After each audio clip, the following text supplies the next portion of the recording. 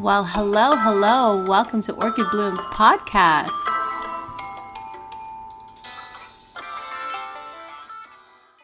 Welcome back, bloomers. I am your host, Orchid Brown with Orchid Blooms Podcast. You can find me on TikTok, X, and Blue Skies at Orchid I Brown. This week's podcast episode will be on navigating energetic sensitivity. Over these past few years, I have noticed a few things.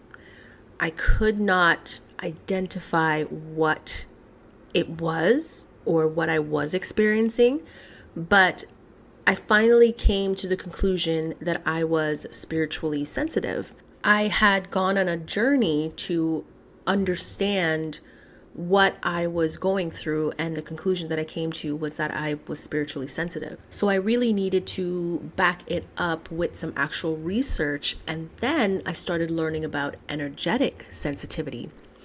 And so this podcast episode is going to cover the research that I have put into understanding energetic sensitivity as well as spiritual sensitivity. I want to be able to identify what it is that I'm currently experiencing or what I have experienced in the past. And I just felt that this podcast episode was very much needed because there are a lot of people who have experienced energetic sensitivity and just did not understand what they're experiencing, did not know how to define what they're experiencing, didn't know how to explain what they're experiencing. And I just wanted to have this conversation with some of y'all that maybe wants to know a little bit more about it.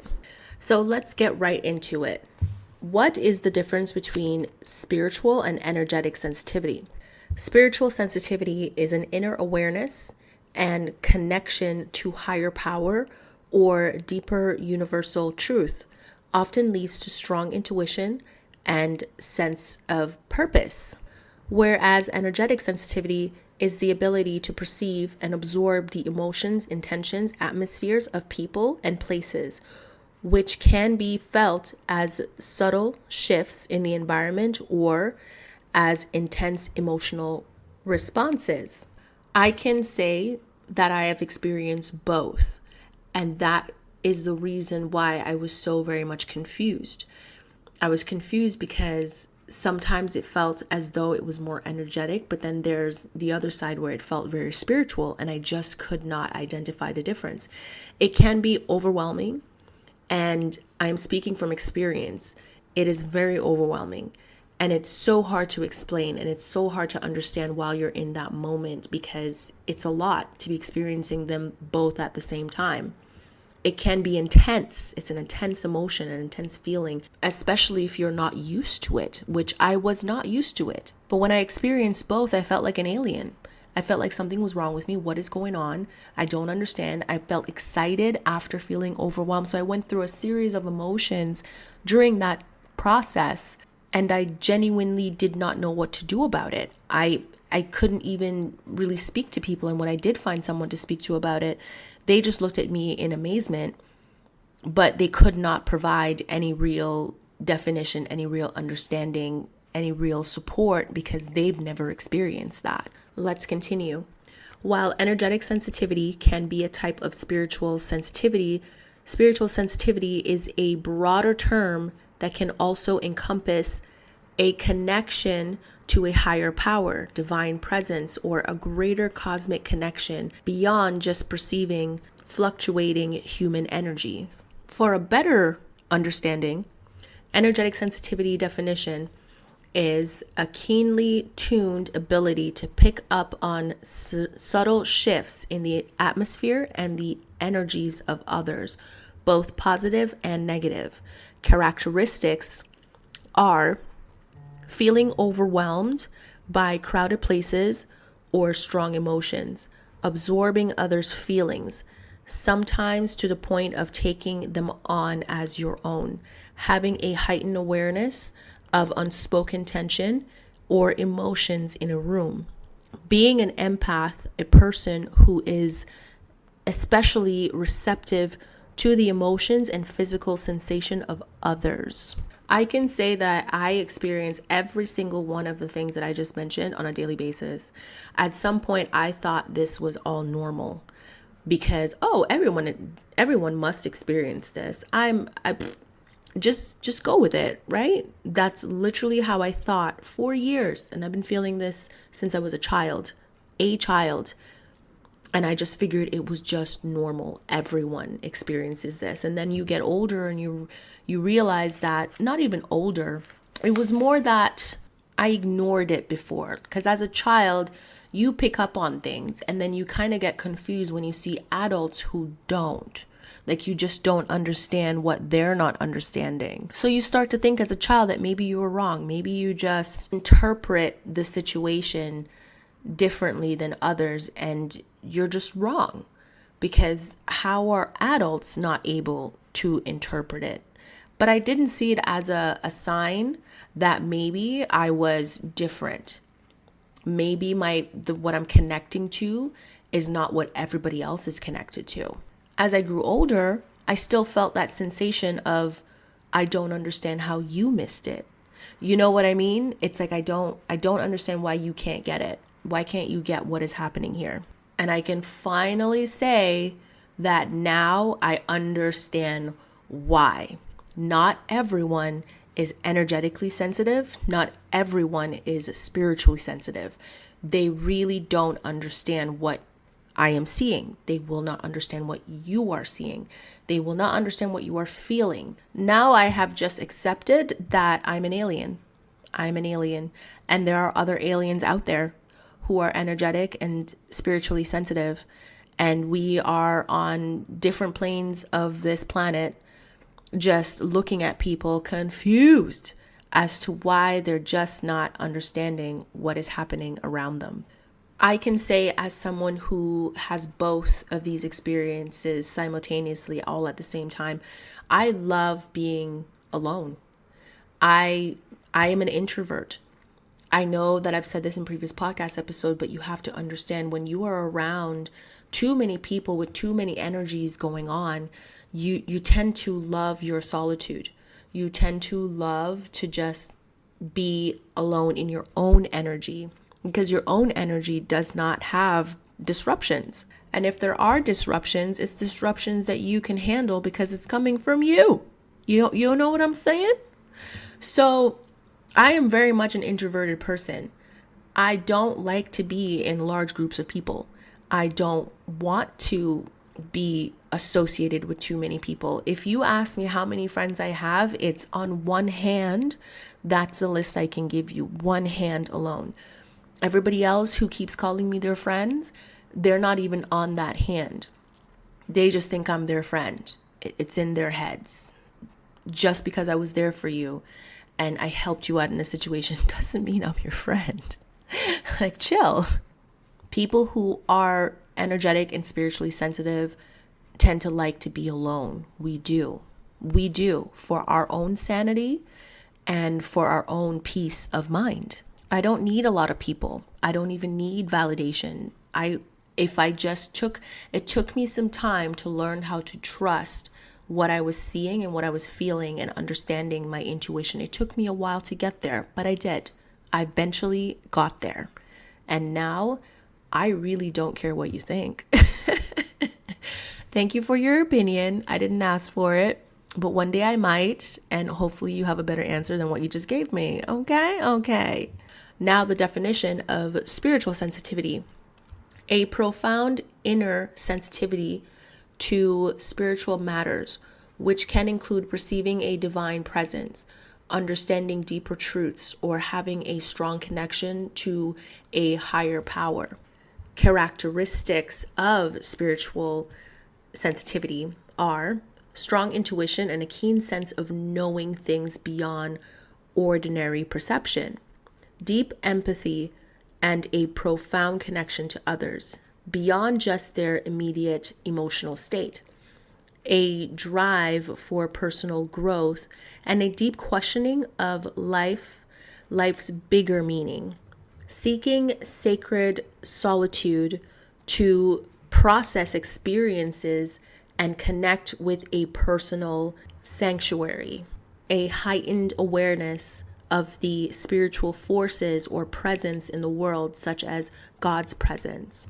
So as you can see, what I've described is characteristics of both energetic and spiritual sensitivity, and how that truly affects me and my behavior and how I behave with others in life. Everything that I've listed under these characteristics is what I do or what I've experienced, and I will continue to do so.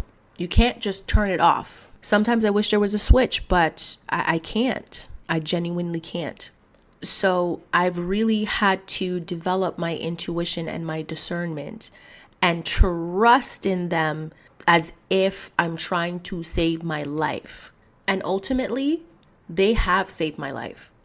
This is a testimony. Intuition and discernment has saved me more times than I can count.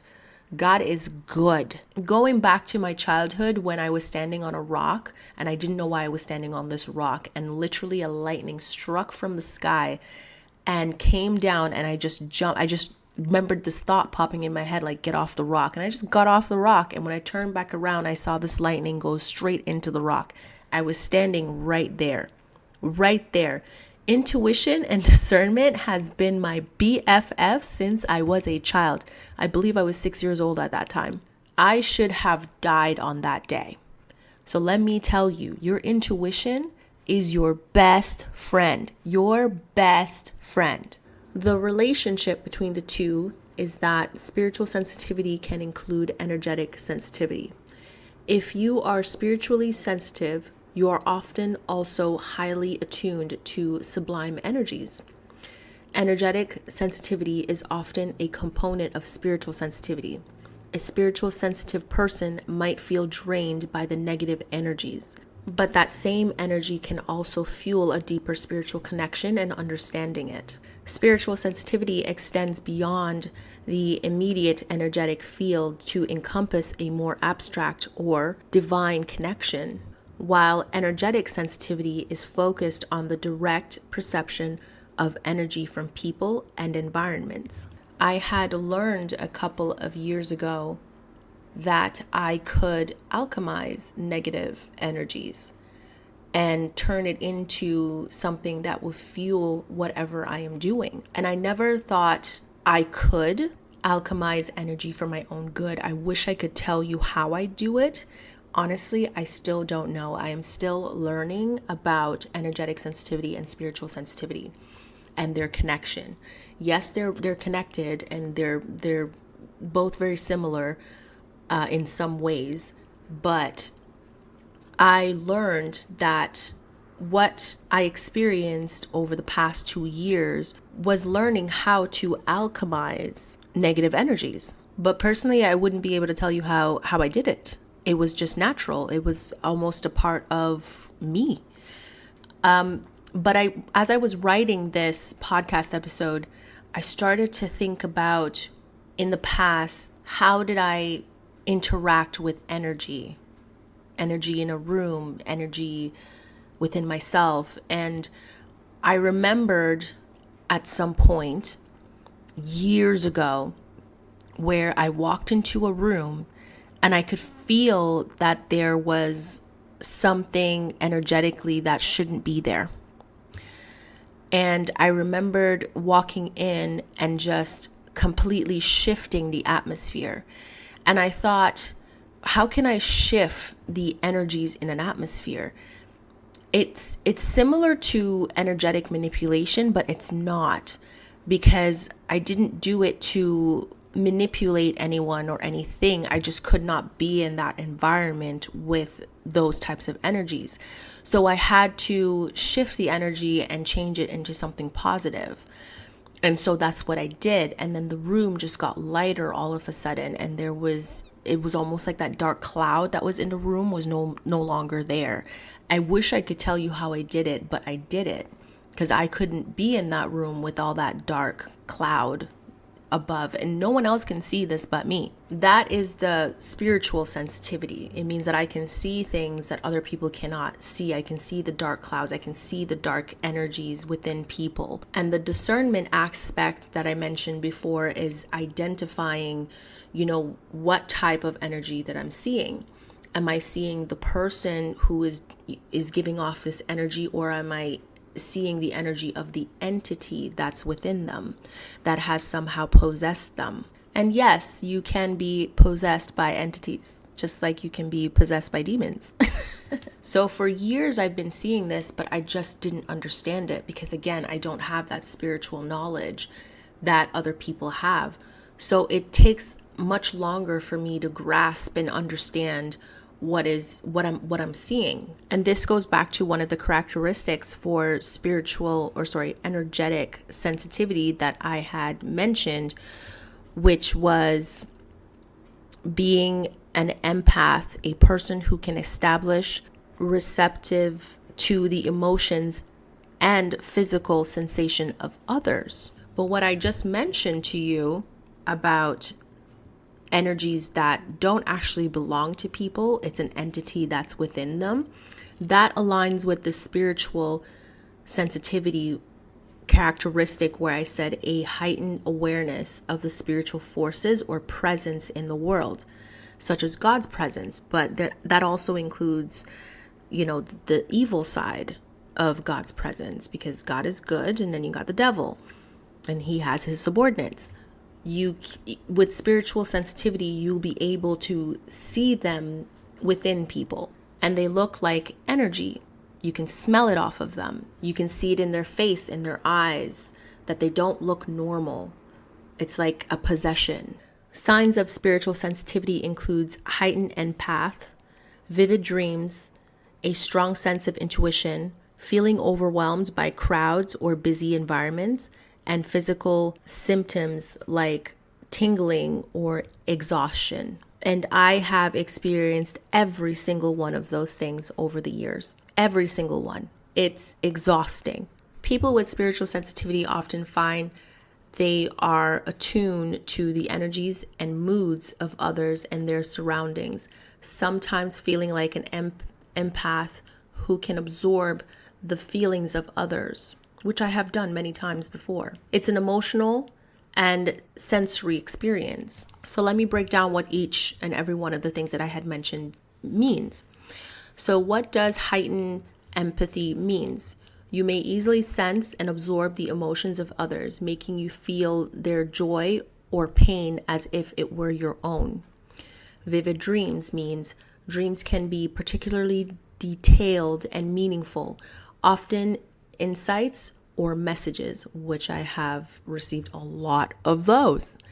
Intuition means you might have a strong gut feeling or innate sense of knowing about situations or people, even without physical evidence. People always wonder why I know so much about them. Oh, because I read you. I read you. My intuition clocked your entire life and you don't even know it. And of course, heightened sensory perception means you might experience intense reaction to sensory input like light, sounds, or smell. And yes, the smell part, especially if you have something demonic attached to you, you stink to me. You smell disgusting. My nose feels like it's burning and it burns a sensation into my head. I have experienced that just a few months ago, and I was just disgusted by the person because I knew what they were. Now, when it comes to physical and environmental sensitivities, I have a list here, and they are fatigue and exhaustion. Being sensitive to energies can be draining, leading to feeling of tiredness and burnout, especially after being around others. And man, oh man, I have been burnt out for years, and people wonder why I don't want to come out. I don't want to come out. I don't even want to hang out. If we hang out, I need to be in nature. You're damn right, we need to be in nature because I can't deal with all these energies. Now, going back to the list, overwhelmed in crowds. So large or busy groups can feel unbearable as the intense emotional energy can be overwhelming. I mean, I can do concerts. I can even go to a festival because the energy is high, right? The energy is light. Everyone's good. Some people are drinking. Everyone's just good vibes. I can handle those. But there are certain groups or crowds that I just cannot be around that just makes me feel the ick. Physical sensation. You might experience unexplained tingling, buzzing in your ears, or other bodily sensation in certain environments or when near specific people. And I do experience the tingling sensation, the buzzing in my ears. The buzzing in my ears, I think it happened It happens a lot, but when it's at nighttime, the buzzing is so loud that I have to wake up because it hurts. It really does. Now, the spiritual and relational aspects includes feeling different, a deep awareness of spiritual and or energetic realities can make you feel distinct from others who don't perceive the world in the same way. And as I mentioned before, this is something I experienced as a child. I was so confused as to why nobody else can understand what the hell is happening. The next on the list is strong internal guidance. You may know whether a person or situation is good for you based on the internal energies and atmosphere you sense rather than on physical explanation. I have never truly believed anyone that says something and can't back it up with actions. And even though I have made many people believe that I believe them when they tell me something, and I agree with it and I go along with it, I promise you, I'm waiting for the action. I have not made a judgment until I see an action. But if no action follows through or follows up with what you're saying, you're dust to me. You're dust. I won't take you seriously ever again. If you have integrity, you'll back up what you said. Back it up. And the last on the list, withdrawals for protection. Sometimes withdrawing from intense environment is a necessary way to protect your energy and well-being. And let me tell you, I've been doing a lot of that for years. 4 years. I just withdraw. I disappear. You can't find me. When you show me that you are a toxic person or you're constantly in this perpetual state of negative energy constantly, I don't want to be around you. I don't even ever want to see you again.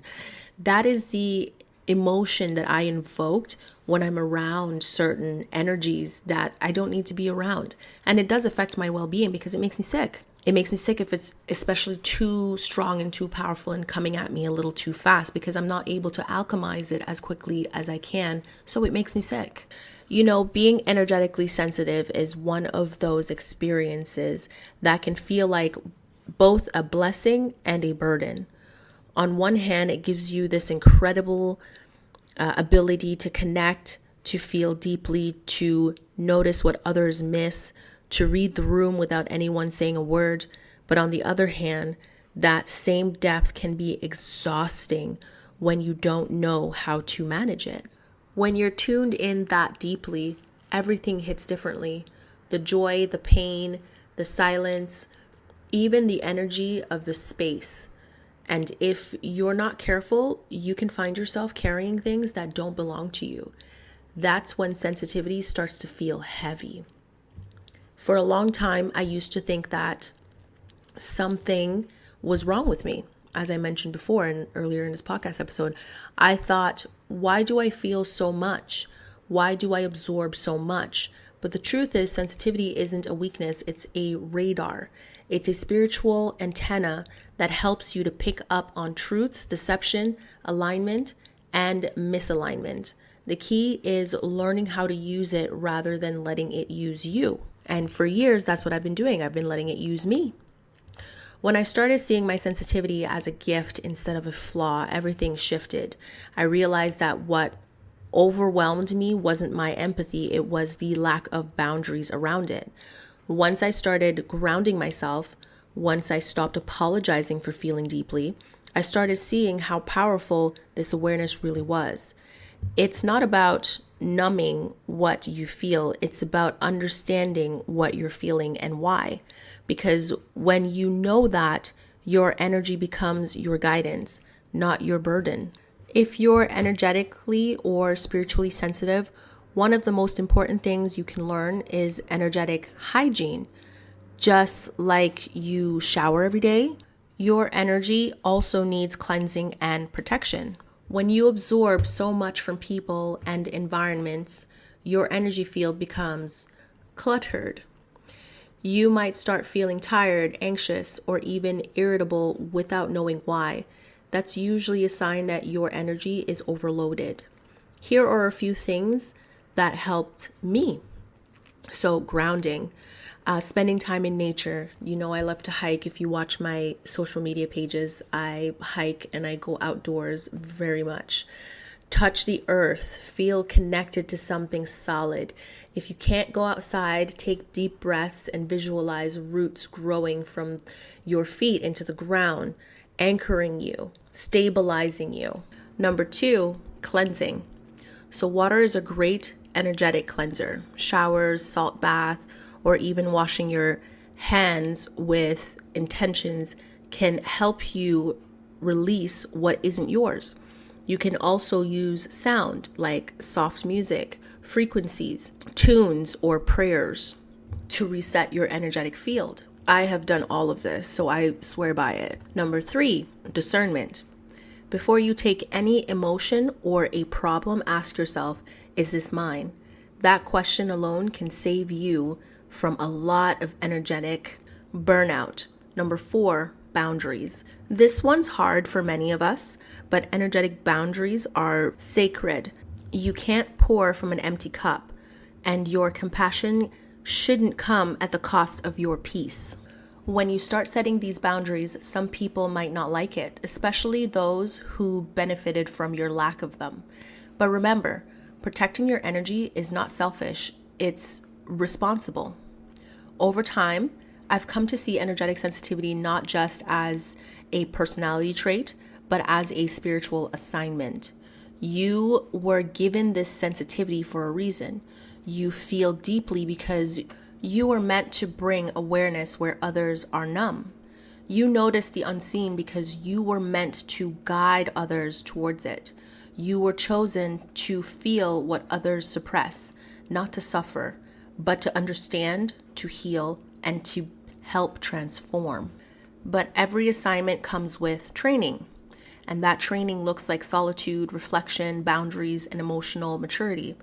It's in the quiet season that you learn how to manage your energies, how to listen to divine guidance without mistaking it for fear, and how to walk into spaces without absorbing those chaos. When you start reviewing your sensitivity through that lens, it stops being something that drains you and becomes something that develops you. Your role isn't to carry every energy you sense. It's to interpret it, to discern it, and to let divine wisdom tell you what to do with it. Sometimes that means stepping back. Sometimes it means speaking up. And other times it simply means being present and holding the light without letting the darkness pull you in. I can now say that I have become well acquainted with my dark side. I mean, we are BFFs. Let me tell you, if my dark side says, we're going to war, we're going to set fire and burn this planet to the ground, I promise you, I'm right beside her. Right beside her, we're going to go vengeance on everybody's asses. That is how much I am connected to my dark side. Love her to death. So to anyone listening who has ever been told they're too sensitive, too emotional, or too deep, I want you to remember this. Your sensitivity is your strength. It's what allows you to move through life with awareness and authenticity. The goal isn't to harden yourself, it's to honor what you feel and learn how to protect it. This week, I challenge you to pay attention to how your energy shifts around people, places, and situations. Ask yourself, does this expand me or shrink me? Because that awareness, that quiet noticing is how you begin mastering your sensitivity instead of being mastered by it. And remember, your sensitivity was never meant to break you. It was meant to awaken you. Thank you for joining me today on the Orchid Blooms podcast. Your support is appreciated. Take this time to subscribe, follow, rate, and leave a review on the podcast platform of your choice. Our social media pages are Orchid Blooms YouTube channel, The Ambitious Obsession Network on Facebook, at The Ambitious Obs on Twitter, and at The Ambitious Net on Instagram. If this episode resonated with you, share it with someone who needs to hear it. Until next time, keep blooming. I hope you have a splendid day.